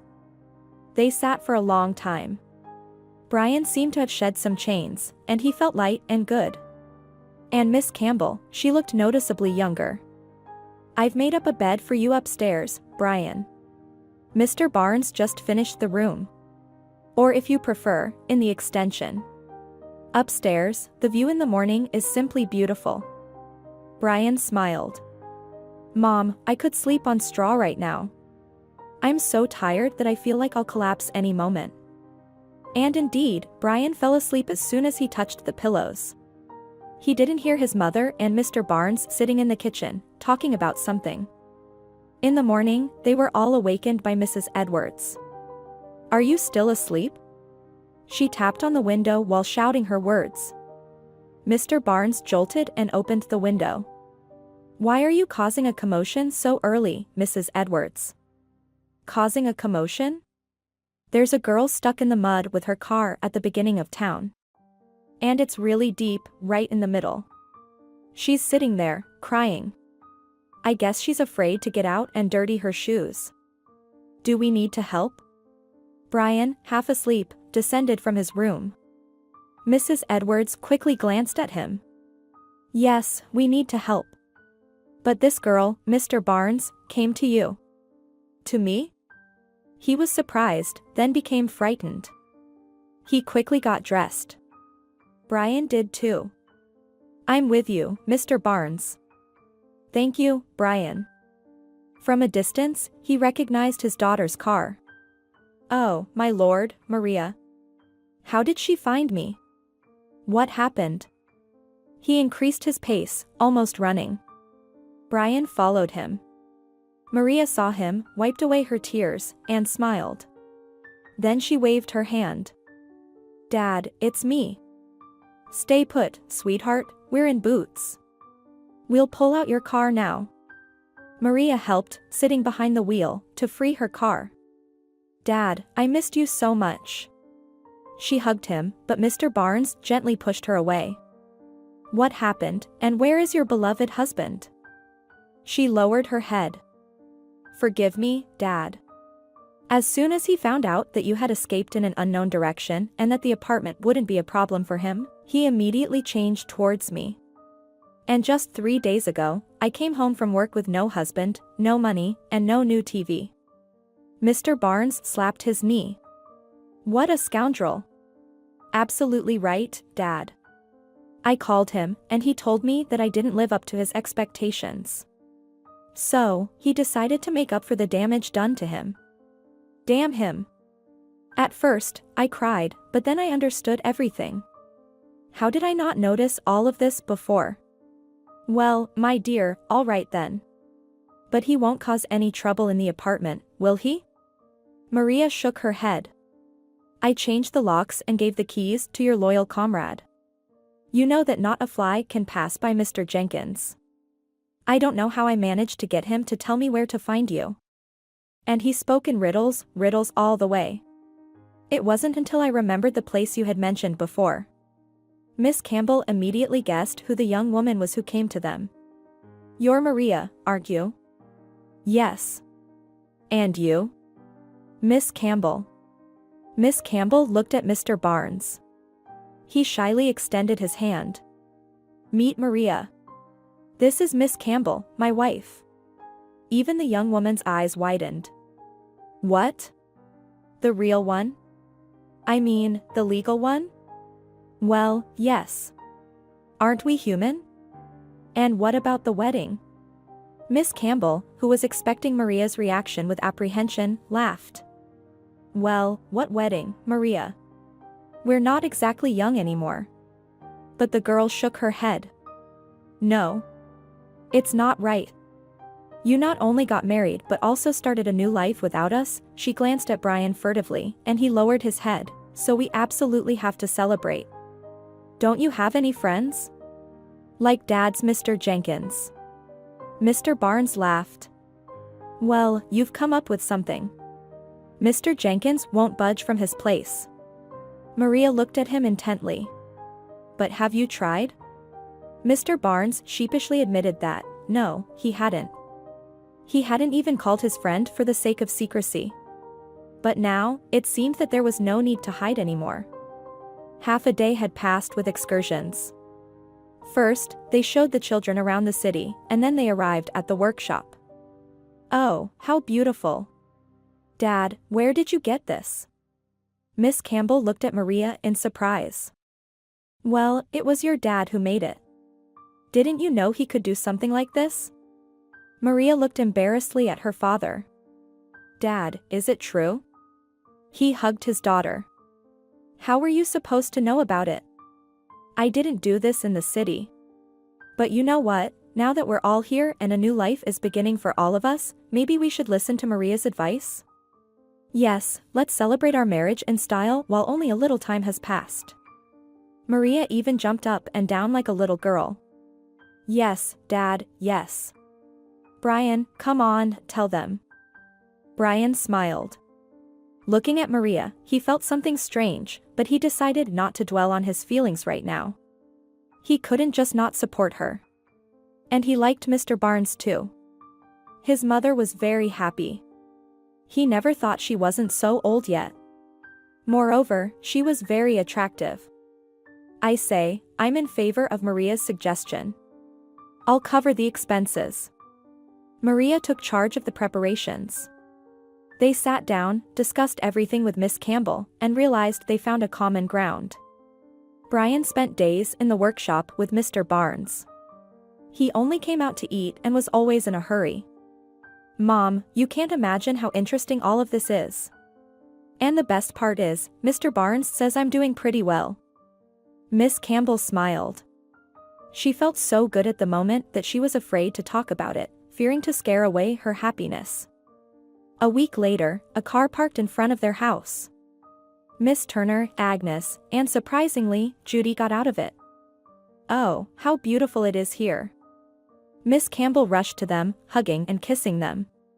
She couldn't have imagined how much she missed them. Miss Turner pushed her away. "Well, look at you. You've rejuvenated by about 20 years. Can't I find a groom like that too? So that we can shed so many years together?" Agnes immediately interjected, "Miss Turner, they'll stop listening to you at work then." "Oh, Agnes, you know how to ruin everything with your charm." Miss Campbell laughed. But nothing had changed. Everything was the same with the girls. Half an hour later, Mrs. Edwards and a few other townspeople arrived. Miss Campbell watched in horror as they pulled a squealing young piglet out of a bag and 2 chickens and a rooster out of another. "Well, since you're now city dwellers, it's time to start keeping livestock," she said. Maria and Brian designated a temporary home for the animals in the barn and went out to the yard where tables were set up. Mr. Barnes asked, "So, shall we sit down?" Maria shook her head negatively. "No, Dad. We still need to wait a little longer." Mr. Barnes looked around. "But haven't all the invited guests arrived yet?" He noticed a taxi approaching the house. "Oh, someone is indeed coming." Seeing the conspiratorial look between Maria and her son, he realized they had prepared some surprise for him. The car stopped, and Mr. Barnes exclaimed, "No way. It can't be." He rushed toward the middle-aged man in military uniform. "Mr. Jenkins, my friend. I never thought I'd see you." Mr. Jenkins said importantly, "You didn't expect us, but we showed up." "Great to see you, buddy." The celebration turned out to be a great success. Towards evening, Mrs. Edwards sang a beautiful unfamiliar song. It was about love. Everyone fell silent and listened.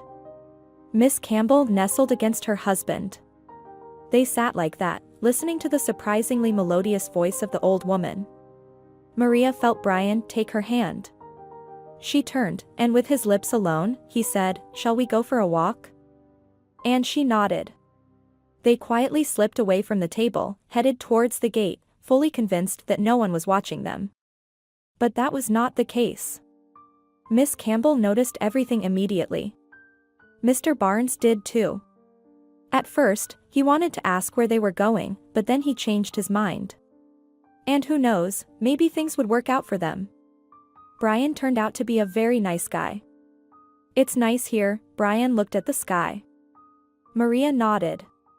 "Yes, it's nice. I would stay here forever." Brian looked at her attentively. "What's stopping you? It's not like anyone is waiting for you in the city." "Well, of course. But what would I do here? Depend on my father? Enough, I haven't given him a life as it is." Brian sighed. "And me too. I don't want to remember. I want to stay. The second home is just sitting empty. I'll learn, just like Mr. Barnes. Then I'll start doing repairs. Well, not always. And sometimes I can still go to the city, it's not far by car." "But..." Maria looked at him awkwardly. "What?" "You know, it's very lonely to be alone. Are you sure you don't want to stay?" She tried to look into Brian's eyes, but couldn't. "Brian, I don't understand. Are you inviting me? And what will I be to you?" Suddenly, he pulled her closer. "You know, Maria, we have a lot ahead of us, but I'm sure that if we're together, we'll overcome any obstacles." Maria didn't pull away but grew sad. "I relaxed for a moment and completely forgot that we're not free." Brian smiled. "But it's temporary. Soon we'll be free." "Well, temporarily. I intend to convince you to marry me." Maria looked at him in surprise. "But you don't even know me." "Well, we'll have time to get to know each other. After all, we have 2 divorce proceedings ahead." They returned in the morning. They quietly went to their rooms, and Miss Campbell finally fell asleep. Maria hoped that Brian wouldn't hurt her, she was so delicate. The morning started again with a knock on the window. Mr. Barnes got up. It was clearly not from their town because in the town, they knew that they partied until almost dawn. Eva was standing outside, and a little further away was Hubert next to some guy in a suit. "Well, what the hell brought you here?" Mr. Barnes stepped onto the porch, followed by Miss Campbell. "What do we owe this pleasure?" "Fetch Brian." "What have you done to him? Has he gone completely mad? How much longer do I have to tolerate this?" Eva looked at her mother-in-law with disdain. Before she could respond, Brian joined them.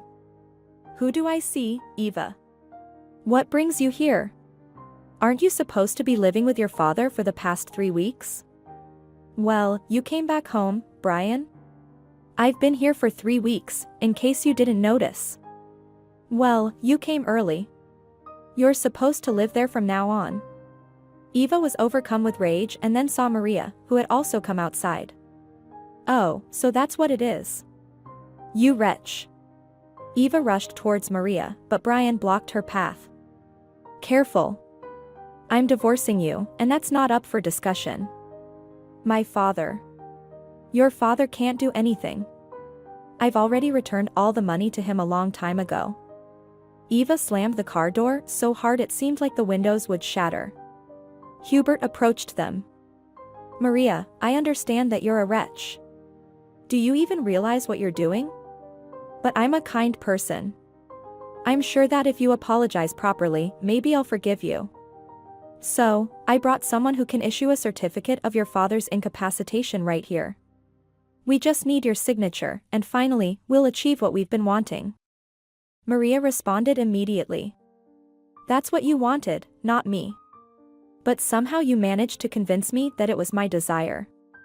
You know what, Hubert, leave, or I'll file a police report against you. You've emptied our apartment." Hubert looked bewildered at her. And the man in the suit, who had heard everything, said, "Well, I don't need any trouble. I'm leaving." When everyone had gone, Brian smiled. "I wonder if they'll feed us breakfast today." Miss Campbell realized and rushed to the kitchen. Maria followed her. Mr. Barnes also wanted to leave, but Brian stopped him. "Wait, there's something I want to say." He hesitated for a moment, then looked directly into Mr. Barnes' eyes.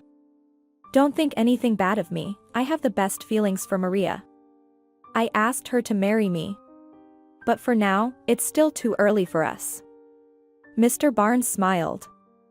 "Thank you for those words. I needed to hear them.